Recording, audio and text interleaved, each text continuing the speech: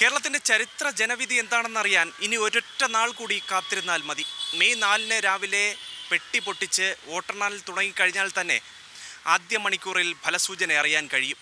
ഭരണ തുടർച്ച ഉണ്ടാകുമെന്നുള്ള ആത്മവിശ്വാസത്തിലാണ് LDF ക്യാമ്പുള്ളത്. ഭരണമാറ്റമുണ്ടാകുമെന്ന് UDFും വിലയിരുത്തുന്നു. 3 മുതൽ 4 സീറ്റുകൾ വരെ കേരളത്തിൽ നേടാൻ കഴിയുമെന്നുള്ള പ്രതീക്ഷയിലാണ് NDA ക്യാമ്പുള്ളത്.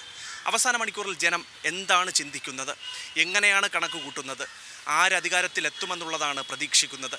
ജനമനസ്സുകൾ തേടി സി മലയാളം ന്യൂസ് യാത്ര ചെയ്യുകയാണ്. ജനങ്ങളുടെ പ്രതികരണങ്ങൾ നമുക്കൊന്ന് കണ്ടുവരാം. എനിക്കിതിനെപ്പറ്റി കൂടുതലൊരു ഞാനൊരു കോർപ്പറേറ്റ് ഇതിലുള്ള വർക്ക് ചെയ്യുന്ന ഒരാളാണ്. പക്ഷേ ഇതുപോലെ ഇതൊരു എക്സാക്റ്റ് ആയിട്ട് പറയാൻ പറ്റത്തില്ല എന്നുള്ളത് പല സമയത്തും നമുക്കിത് മനസ്സിലാക്കിയിട്ടുള്ള ഒരു കാര്യം തന്നെ, ഒരു ഫാക്റ്റ് തന്നെയാണ്. പക്ഷേ ഇപ്പോഴത്തെ ഒരു കറണ്ട് സെനറിയോ വെച്ച് നോക്കുമ്പോഴത്തേക്കും ഇങ്ങനെ ഒരു പൊളിറ്റിക്കൽ ഇൻക്ലിനേഷൻ ഒന്നും ഇല്ലാത്ത എന്നെപ്പോലുള്ള ഒരു എക്സിക്യൂട്ടീവ് ലെവലിൽ വർക്ക് ചെയ്യുന്നവർക്ക് പോലും മനസ്സിലാക്കാൻ കഴിഞ്ഞിരിക്കുന്നത് ഒരു ആൻറ്റി ഇൻക്യുംബൻ്റ് ഒരു തരംഗം വല്ലാതെ ഉണ്ട് എന്നുള്ളത് മനസ്സിലാക്കാൻ പറ്റുന്നതോടൊപ്പം ഇത് ഇവിടുത്തെ ഇപ്പോൾ BJPയുടെ ഒരു ഇതെന്ന് വെച്ച് കഴിഞ്ഞാൽ ഒന്നിനോ ഒരു 4നോ ഇടയിൽ കിട്ടാൻ പാകം എന്നാകുന്നെന്നും മനസ്സിലാക്കുന്നുണ്ട്. അതൊന്നും എത്രത്തോളം എഫക്റ്റീവ് ആകുന്നു എന്നുള്ളതിനെപ്പറ്റി അറിയാൻ പറ്റത്തില്ല. പക്ഷേ എന്നാലും ഇതൊരു ടഫ് സിറ്റുവേഷൻ ആണ് എന്നുള്ളതിന് യാതൊരു സംശയവുമില്ല. കാരണം എന്താണെന്ന് വെച്ച് കഴിഞ്ഞാൽ ഇപ്പോഴത്തെ സിറ്റുവേഷൻ വെച്ച് നോക്കുമ്പോഴത്തേക്കും LDFനാണെന്നുണ്ടെന്നുണ്ടെങ്കിലും ഒരു ഈസി വാക്ക് ഓവർ ആകാൻ പോകുന്നൊന്നുമില്ല. UDFനെ സംബന്ധിച്ചിടത്തോളം ഇപ്പോൾ ഓവർ കോൺഫിഡൻസ് വന്നിട്ടുണ്ടോ അല്ലെന്നുണ്ടെങ്കിൽ എല്ലാവരും അവർക്ക് ഇൻക്ലിനേഷൻ അവർക്കാണ് എന്നുള്ളത് വോട്ടിങ്ങിൻ്റെ ഇത് മൊത്തത്തിൽ ഇങ്ങനെ വരുന്നുണ്ട്. പക്ഷേ അതും ഒരു ശരിയാകാൻ പോകുന്നൊന്നുമില്ല എന്നുള്ളതാണ് എൻ്റെ ഒരു എഫക്റ്റീവായിട്ടുള്ള ഒരു വിലയിരുത്തൽ. ഒരു രണ്ടുപേരുടെ ഒരു വിൻ വിൻ സിറ്റുവേഷൻ വരാൻ ചാൻസ് ഉണ്ട്. അതിനകത്ത് ഈ BJPയുടെ അത് എത്രത്തോളം വരാൻ പോകുന്നു എന്നുള്ളതാണ് ഏറ്റവും ഇമ്പോർട്ടൻ്റ് ആയിട്ടുള്ള വരാൻ പോകുന്ന കാര്യം. ഈ എക്സിറ്റ് പോളുകൾ ഒരു കാരണവശാലും എക്സാക്ട് പോളുകൾ ആകണമെന്നില്ല. അപ്പോൾ UDFനാണ് ഇപ്പോൾ മുൻതൂക്കം പ്രവചിച്ചിട്ടുള്ളത് എല്ലാ എക്സിറ്റ് പോളുകളും. അത് അങ്ങനെ ആകുമെന്ന് പ്രതീക്ഷിക്കുന്നുണ്ടോ അങ്ങ്? ഒരിക്കലുമില്ല. അങ്ങനെ ആകാൻ തന്നെ പോകുന്നില്ല എന്നുള്ളതാണ് സത്യം വരാൻ പോകുന്നത്. കേവല ഭൂരിപക്ഷം LDFന് കിട്ടുമോ? കേവല ഭൂരിപക്ഷം LDFന് കിട്ടാൻ ഒരു കാരണവശാലും ഇപ്പോഴത്തെ രീതിയിൽ കിട്ടാൻ പോകുന്നില്ല എന്നുള്ളത് തന്നെയാണ് വിലയിരുത്തൽ. NDAക്ക് എത്ര സീറ്റ് വരെ കിട്ടാം?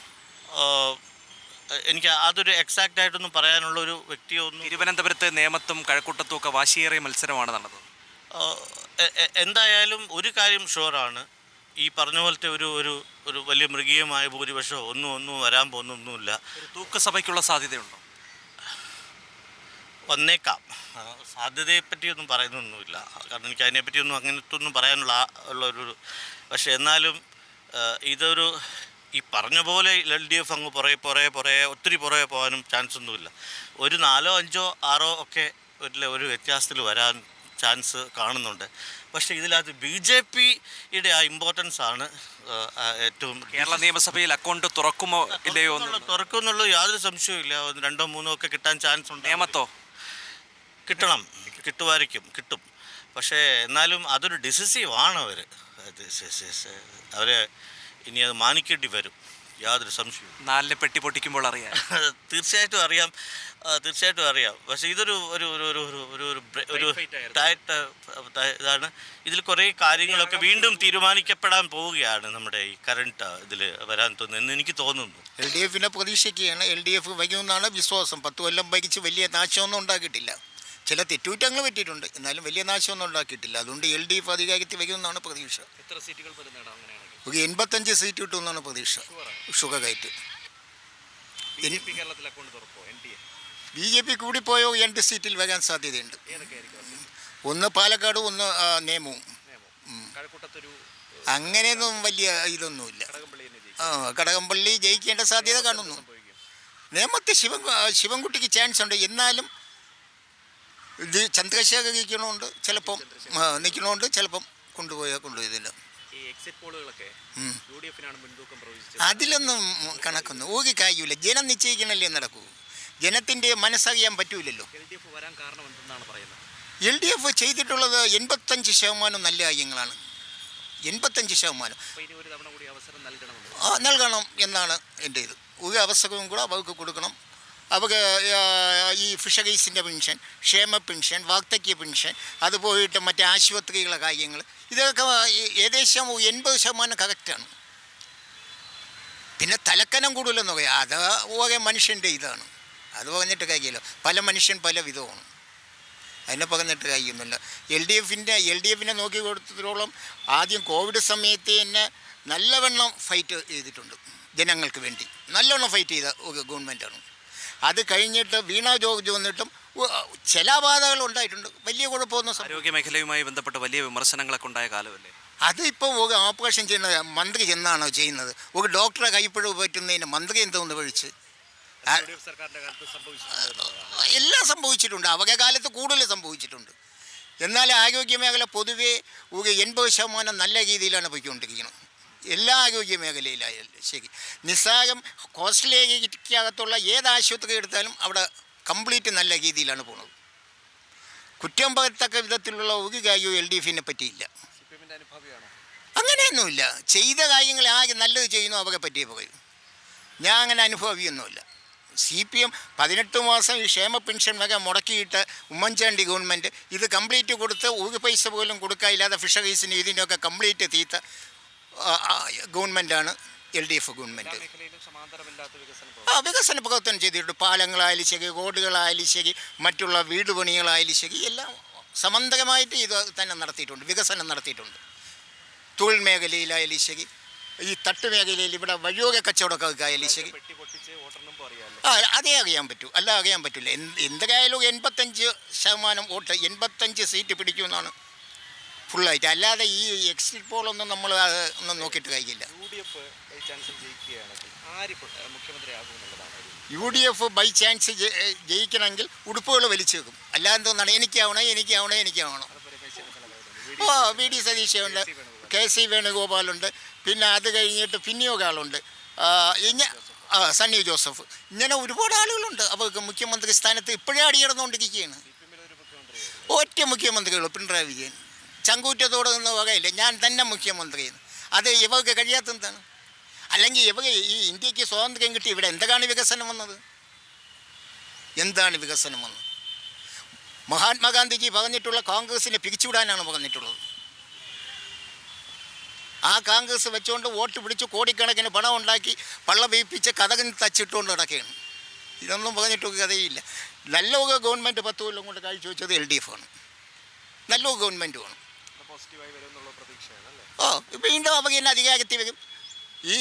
ഇപ്പം തന്നെ കോസ്റ്റൽ ഏരിയക്കകത്തൊക്കെ ചെന്നാൽ അവർക്ക് 35 കിലോ അരി ഫ്രീ ആയിട്ട് കൊടുക്കുന്നുണ്ട്. ഏത് ഗവൺമെൻറ് കൊടുക്കും? പാവപ്പെട്ടൊക്കെ കണ്ണീർ കുടയ്ക്കുന്ന ആ ഗവൺമെൻറ് ആയിരിക്കണം വകയുണ്ട്. ഇവർക്ക് കുത്തത മോലാളിമാകെ വളർത്താം, അല്ല ഇതിൽ എന്തോന്നാണ് ഇരിക്കുന്നത്? ഒന്നുമില്ല. ഇനിയിപ്പോൾ റിയൽ എസ്റ്റേറ്റ്, മയക്കുമരുന്ന്, ഇതിൻ്റെയൊക്കെ ഇതിൻ്റെ 10 കെട്ടിയായിട്ട് കച്ചവടം നടക്കും. സത്യമല്ലേ? സത്യവും കള്ളത്തിനോ മനോസാക്ഷിക്ക്. ഇപ്പോൾ റിയൽ എസ്റ്റേറ്റ് മാഫിയൊക്കെ തല ഇങ്ങനെ വച്ചൊക്കെയാണ്. ഇനി അവരെല്ലാം രംഗത്തേക്കും പെട്ടി പൊട്ടിക്കട്ടെ. എന്താണ് സംഭവിക്കും കേരളത്തിൽ? എന്താണ് അങ്ങനെ പറയാനുള്ള കാരണം? എന്താണ്? ഒരു മാറ്റം ആഗ്രഹിക്കുന്നുണ്ടാണ്. എത്ര സീറ്റുകൾ വരെ UDF എടുക്കും? 100 സീറ്റ് കിട്ടും. 100 സീറ്റ് കൺഫേമാണ്. ഷുവറായിട്ട് കിട്ടും. UDFിലെ മുഖ്യമന്ത്രി ആരാകും? VD സതീശനായിരിക്കും. അതെന്താ അങ്ങനെ പറയാൻ കാരണം? അദ്ദേഹമല്ലേ ഇത്രയും തെരഞ്ഞെടുപ്പുകൾ നയിച്ചു കൊണ്ടുവരുന്നത്. രമേശ് ചെന്നിത്തലയ്ക്കും KC വേണുഗോപാലിനൊന്നും ആ സ്ഥാനത്ത് ഇരിക്കാൻ അർഹതയില്ല. ഇല്ല. VD സതീശൻ്റെ കഴിവാണ്. VD സതീശൻ്റെ കഴിവാണ്. UDF ആണ്. സതീശൻ പറഞ്ഞ വിസ്മയമാണ് സംഭവിക്കുന്നത്. അതെ. BJP NDA കേരളത്തിൽ എത്ര സീറ്റുകൾ വരെ നേടാനുള്ള സാധ്യത? ചാൻസ് ഇല്ല, ഒരു സീറ്റും കിട്ടൂല. LDFനാണെങ്കിൽ എത്ര സീറ്റ് കിട്ടും? 40 സീറ്റിനകത്തായിട്ട്. 40 സീറ്റ്. അപ്പോൾ പ്രതിപക്ഷമായി LDF ഉണ്ടാകും. മുഖ്യമന്ത്രി VD സതീശനായിരിക്കും. UDF ഗവൺമെൻറ് ആയിരിക്കും അധികാരത്തിൽ വരാൻ. അതെ. കൺഫേമാണ്. ലീഗിന് എത്ര സീറ്റുകൾ വരെ നേടാൻ കഴിയും? ലീഗിന് ഒരു 18 സീറ്റ് കിട്ടും. ലീഗിൻ്റെ പിന്തുണയോടുകൂടി UDFന് അധികാരത്തിൽ എത്താൻ കഴിയുമെന്ന്. അതെ. ഈ തെരഞ്ഞെടുപ്പിലെ ഏറ്റവും കൂടുതൽ വിജയിക്കണമെന്ന് ആഗ്രഹിക്കുന്ന സ്ഥാനാർത്ഥി ആരാണ്? VD സതീശനാണ്. പരാജയപ്പെടണമെന്ന് ആഗ്രഹിക്കുന്നത് പിണറായി വിജയൻ. അതെന്താണ് അങ്ങനെ? അദ്ദേഹം കാരണമാണ് ഈ പാർട്ടിയെ വെറുത്തത് ജനങ്ങൾ. അനുഭാവിയാണോ? ഇല്ല, ഞാൻ ഒന്നിലും അനുഭാവിയല്ല, പൊതുവായതാണ്. ഒരു ഭരണമാറ്റം വരണമെന്നുള്ള ആഗ്രഹം. ആഗ്രഹമാണ്. 10 വർഷം ജനങ്ങളെ വെറുപ്പിച്ച്. പെട്ടി പൊട്ടിക്കുമ്പോൾ അറിയാമല്ലേ? അറിയാം എല്ലാ പോളുകൾ UDF മുൻതൂക്കം പ്രവചിക്കുകയാണ്. അതെ, UDF വരും. അതിൻ്റെ ഒരു ജനങ്ങൾ അതാണ് ആഗ്രഹിക്കുന്നത്. സൂചനയാണ്. 100 സീറ്റ് കിട്ടും. കിട്ടും. ശരി, ഓക്കെ. ഞാൻ ഇടതുപക്ഷാനുഭാവിയാണ്. കൂടുതൽ പറയേണ്ട കാര്യമില്ലല്ലോ. ഒരു 75 വോട്ടിന് താഴെ 75 സീറ്റിന് താഴെ LDF വരാനാണ് സാധ്യത. കേവല ഭൂരിപക്ഷം കിട്ടുമെന്നാണ് പ്രതീക്ഷ. ഇതിൻ്റെ കൊല്ലത്തെ തെരഞ്ഞെടുപ്പിൽ, അതായത് 2021 തെരഞ്ഞെടുപ്പിൽ കിട്ടിയ ഭൂരിപക്ഷം ഇവിടെ മാധ്യമങ്ങളൊക്കെ പറയുന്നത് കുറേയൊക്കെ നഷ്ടപ്പെടുമെന്നാണല്ലോ പറയുന്നത്. കൂടുതലും മാധ്യമങ്ങളുടെ പ്രചരണമാണല്ലോ. അങ്ങനെയാണെങ്കിൽ തന്നെയും 99 അൻവർ പോയിട്ട് 98 ഉണ്ട്. 98 ഒരു 20 സീറ്റ് നഷ്ടപ്പെട്ടിരുന്നാലും 78 കിട്ടണം. ഇതാണ് എൻ്റെ കണക്കൂട്ടൽ, ഒരു ഇടതുപക്ഷാനുഭാവി എന്നുള്ള നിലയിൽ. ബാക്കിയൊക്കെ ജനങ്ങളുടെ മനസ്സിൽ നമുക്ക് വേറൊന്നും പറയാനൊക്കില്ല. ഇതാണ് എൻ്റെ NDA വരരുത് എന്നുള്ള ആഗ്രഹക്കാരനാണ്. കാരണം ഉത്തരേന്ത്യ ഇവിടെ ആവർത്തിക്കാൻ ഇവിടെ ഓരോ ശ്രമങ്ങളും നടന്നുകൊണ്ടിരിക്കുകയാണ്.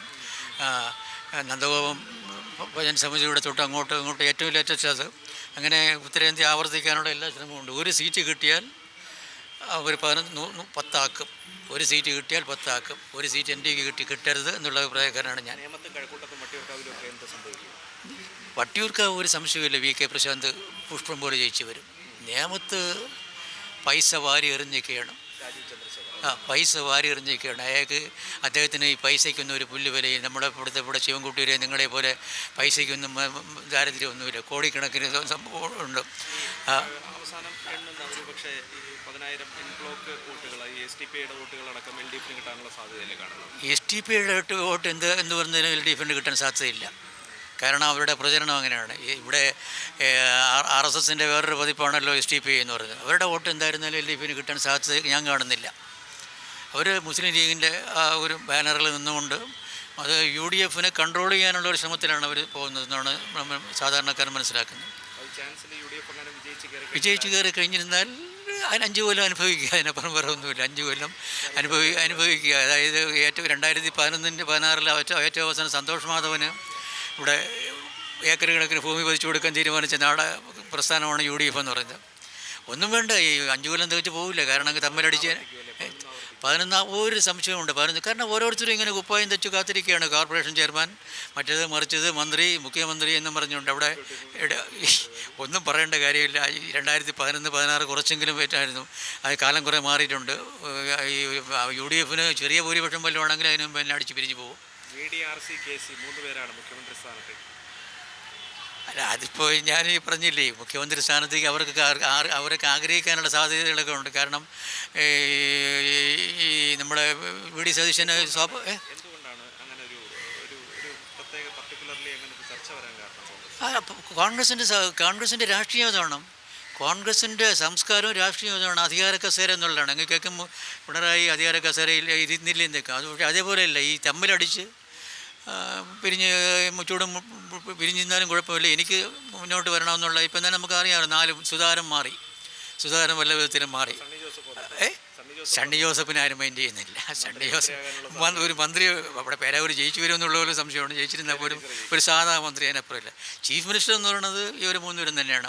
അതിൽ ഞാൻ ഇത്രയൊക്കെ പറഞ്ഞെങ്കിലും എൻ്റെ ഒരു കണക്ക് ഒരു പക്ഷേ ജനവിധി മറിച്ചാണ് അവർ UDF അധികാരത്തിൽ വരികയാണെന്നുണ്ടെങ്കിൽ മിക്കവാറും KC ആയിരിക്കും. സംശയം അല്ല, KCക്ക് സ്ഥാനമുള്ളൂ. കാരണം രാഹുൽ ഗാന്ധിയുടെ പിടിച്ചുവയ്പ്പുകാരനാണ് ഒരു സംശയമുണ്ട്. KC പോലെ തന്നെയാണ്. ഭാരത് ജോഡോ യാത്ര എന്നുള്ളതല്ലേ, KC വേണുഗോപാലിൻ്റെ അപ്പുറം രാഹുൽ ഗാന്ധിക്ക് ഇല്ല.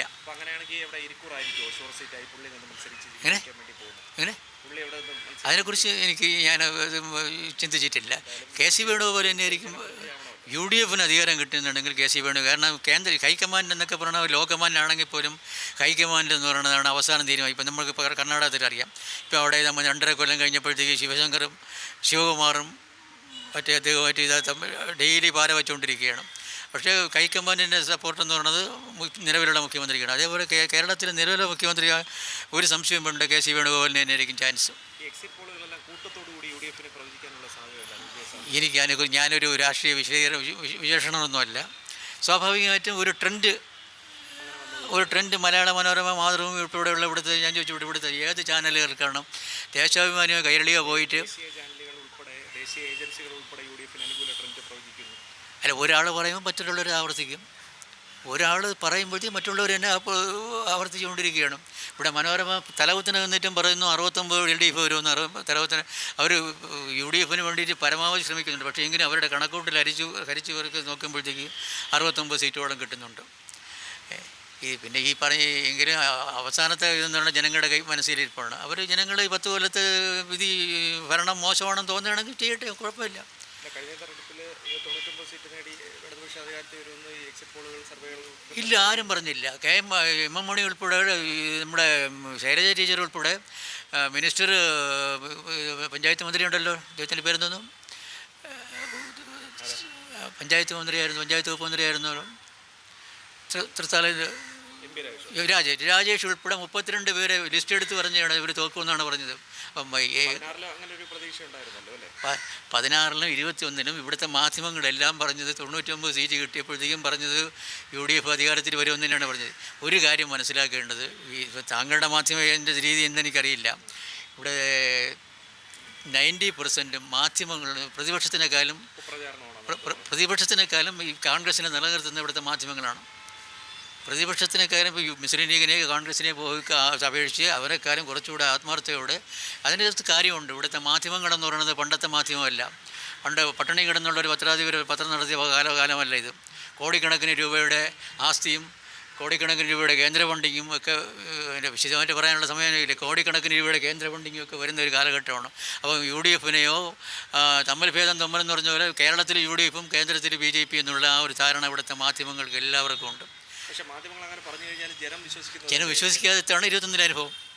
ജനം വിശ്വസിക്കാത്തതിൻ്റെയാണ് 21-ലെ അനുഭവം. പിന്നെ മാസമായിട്ട് ഇങ്ങനെ ഈ ട്രെൻഡുകളാക്കുമ്പോഴത്തേക്ക് ജനം മാറി ചിന്തിക്കുമെന്ന് അറിയില്ല. ഇപ്പം പറഞ്ഞത് ഒരു മാറ്റത്തിന് വേണ്ടി ചെയ്യണമെന്നാണ് പറഞ്ഞത്. മാറ്റം 10 കൊല്ലം നിങ്ങൾ ഭരിച്ചില്ലേ, 11ാമത്തെ കൊല്ലം ഞങ്ങൾ ഇനിയിപ്പം ഭരിച്ചില്ലെങ്കിൽ കോൺഗ്രസിന് അധികാരം കിട്ടില്ലെങ്കിൽ ഞങ്ങൾ BJP പോകുമെന്നൊക്കെയാണ് ഓരോരുത്തരും പറയുന്നത്. അതുകൊണ്ടാണ് ജനങ്ങൾ മാറി ചിന്തിക്കുമെന്ന് എനിക്കറിയില്ല. എക്സിറ്റ് പോളുകൾ ഒരിക്കലും എക്സാക്റ്റ് പോളുകളാകണമെന്നില്ല. കഴിഞ്ഞ തെരഞ്ഞെടുപ്പുകളിലെ ഭൂരിപക്ഷവും സീറ്റ് നിലയും മുന്നണികൾക്ക് വർദ്ധിപ്പിക്കാനാകുമോ എന്നുള്ളതാണ് രാഷ്ട്രീയ കേന്ദ്രങ്ങളും ജനങ്ങളും പ്രധാനമായും ഉറ്റുനോക്കുന്നത്. സായി സൂര്യയ്ക്കൊപ്പം തിരുവനന്തപുരത്ത് നിന്ന് അഭിജിത്ത് ജയൻ, സി മലയാളം ന്യൂസ്. ഏറ്റവും പുതിയ വാർത്തകളും വിശേഷങ്ങളും വിരൽ തുമ്പിലറിയാൻ സി മലയാളം ന്യൂസ് എല്ലാ ഡിജിറ്റൽ പ്ലാറ്റ്ഫോമുകളിലും ലഭ്യം.